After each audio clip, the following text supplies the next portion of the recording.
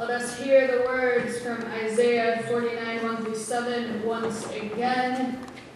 The title of this section of Isaiah is The Servant's Mission.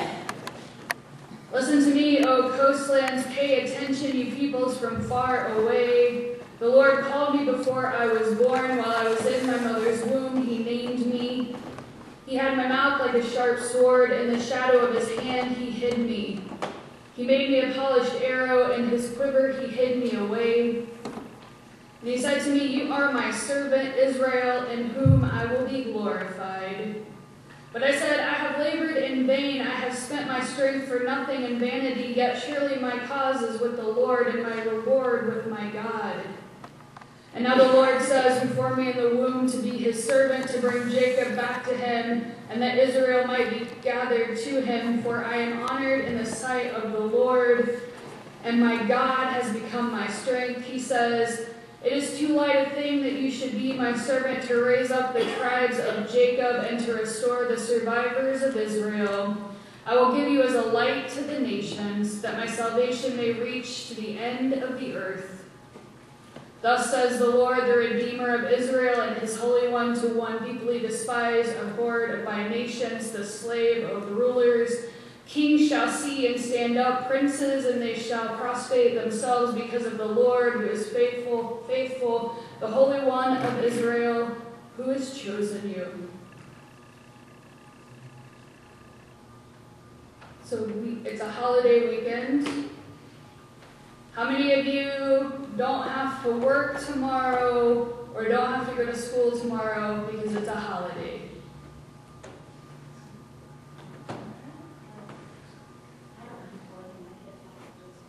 You don't have to work and you can, yes, Megan is living the life tomorrow. She doesn't have to work and her kids are going to school. Kim, do you have to work tomorrow? No. Right? You work for the government, you work for the bank, you work in certain institutions. Even the church is closed tomorrow. Susan gets a well-deserved day off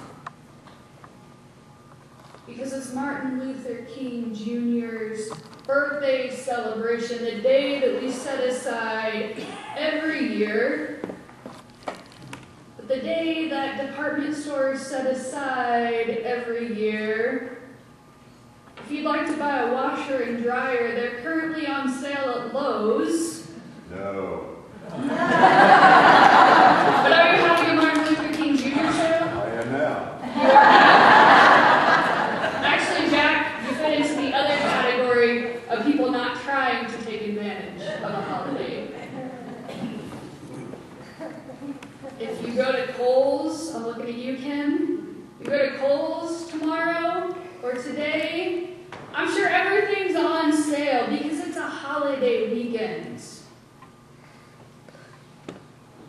But is that what Reverend Dr. Martin Luther King Jr. had in mind when he was a pastor? Keep in mind that his church was directly down the street from the State House. How many of you have been to Dexter Avenue? Miriam? So it's directly down the street from the State House, and it's a couple of blocks over from the first Confederate White House. That's what Dr. King did his ministry in the context of that. And so do we think that he had this great holiday sale idea if anyone were to ever celebrate him? So Jack, you actually get bonus points today for not having a sale. But we all expect a discount anyway. So this morning I'm going to read from one of Dr. King's addresses, and normally what we hear is the I Have a Dream speech. How many of you had to memorize it in some way for school? No? Must have been like a 90s thing. But it's the speech that Dr. King gave that we're probably most familiar with, right? We can recite parts of it. But this morning, I want to read his acceptance address for the Nobel Peace Prize, which he delivered in Oslo, Norway on December 10th, 1964, at the very height of the civil rights movement. Let us hear the words of Reverend Dr. Martin Luther King, pastor and prophet. Your Majesty, Your Royal Highness, Mr. President, Excellencies, ladies and gentlemen, I accept the Nobel Prize for Peace at a moment when 22 million Negroes of the United States are engaged in a creative battle to end the long night of racial injustice. I accept this award on behalf of the civil rights movement, which is moving with determination and a majestic scorn for risk and danger to establish a reign of freedom and a rule of justice. I am mindful that only yesterday in Birmingham, Alabama, our children crying out for brotherhood were answered with fire hoses, snarling dogs, and even death. I am mindful that only yesterday in Philadelphia, Mississippi, young people seeking to secure the right to vote were brutalized and murdered. I am mindful that debilitating and grinding poverty afflicts my people and chains them to the lowest rung of the economic ladder.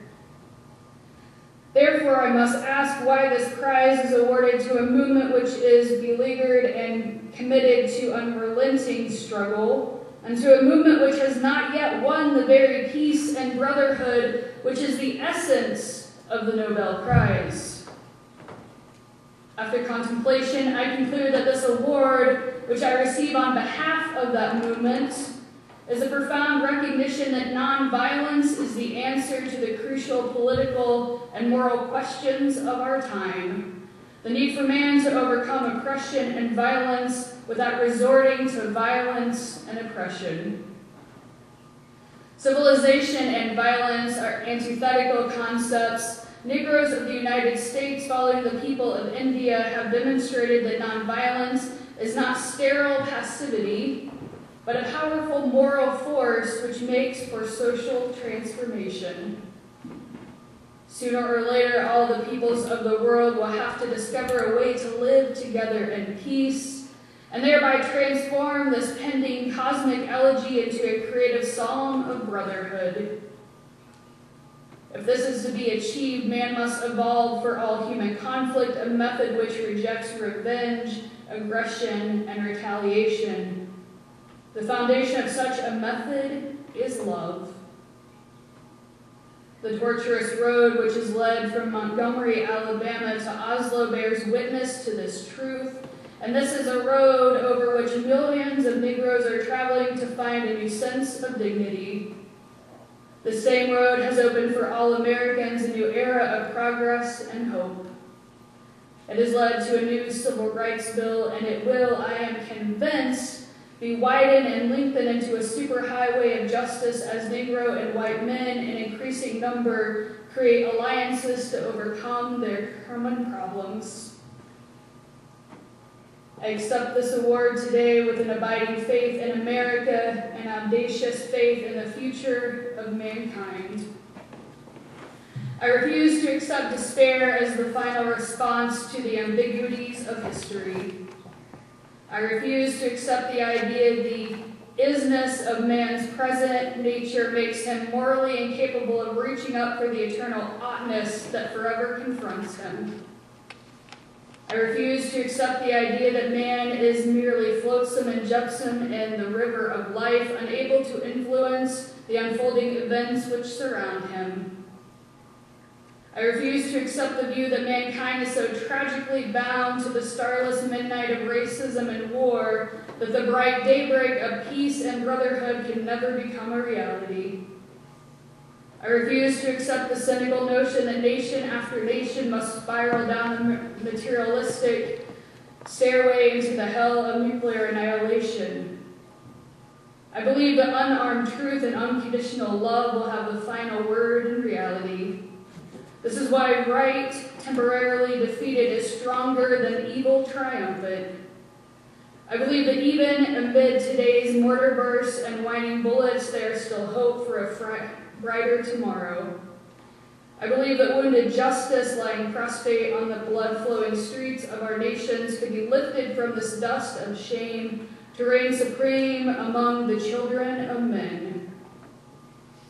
I have the audacity to believe that people everywhere can have 3 meals a day for their bodies, education and culture for their minds, and dignity, equality, and freedom for their spirits. I believe that what self-centered men have torn down, men other-centered can build up. I still believe that one day mankind will bow before the altars of God and be crowned triumphant over war and bloodshed, and nonviolent redemptive goodwill proclaim the rule of the land. And the lion and the lamb shall lie down together, and every man shall sit under his own vine and fig tree, and none shall be afraid. I still believe that we shall overcome. This faith can give us courage to face the uncertainties of the future. It will give our tired feet new strength as we continue our forward stride toward the city of freedom. When our days become dreary with low hovering clouds and our nights become darker than 1,000 midnights, we will know that we are living in the creative turmoil of a genuine civilization struggling to be born. Today I come to Oslo as a trustee, inspired and with renewed dedication to humanity. I accept this prize on behalf of all men who love peace and brotherhood. I say I come as a trustee, for in the depths of my heart I am aware that this prize is much more than an honor to me personally. Every time I take a flight, I'm always mindful of the many people who make a successful journey possible, the known pilots and the unknown ground crew. You honor the dedicated pilots of our struggle who have sat at the controls as the freedom movement soared into orbit. You honor once again Chief Lutuli of South Africa, who struggles with and for his people are met with the most brutal expression of man's inhumanity to man. You honor the ground crew without whose labor and sacrifice the jet flights to freedom could never have left the earth. Most of these people will never make the headlines, and their names will never appear in Who's Who. Yet when years have rolled past and when the blazing light of truth is focused on this marvelous age in which we live, men and women will know and children will be taught that we have a finer land, a better people, a more noble civilization because these humble children of God were willing to suffer for righteousness' sake.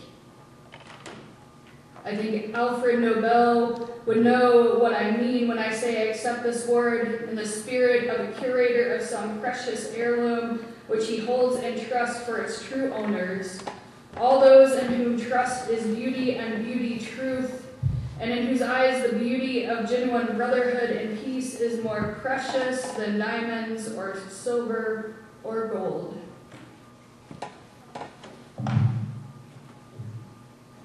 (1964). The servant's mission, unfortunately, still our mission. A lot has changed, but a lot is not. And so we go back to the verses of Isaiah 49 to be inspired. Listen to me, O coastlands, pay attention, you peoples from far away. The Lord called me before I was born, while I was in my mother's womb. He named me. He made my mouth like a sharp sword. In the shadow of his hand he hid me. He made me a polished arrow in his quiver. He hid me away. And he said to me, you are my servant Israel, in whom I will be glorified. And my God has become my strength. He says, it is too light a thing that should be my servant. You should be my servant to raise up the tribes of Jacob and to restore the survivors of Israel. I will give you as a light to the nations, that my salvation may reach the ends of the earth. I will give you as a light to the nations. Dr. King, my favorite quote from Dr. King is, life's most persistent and urgent question is, what are we doing for others? What are we doing to be the light of the nations? Let us sit with that in this year of 2020. So far removed from 1964, yet still so very close in turmoil. We let Dr. King's words and the words of our prophet Isaiah speak this morning. This ends the word.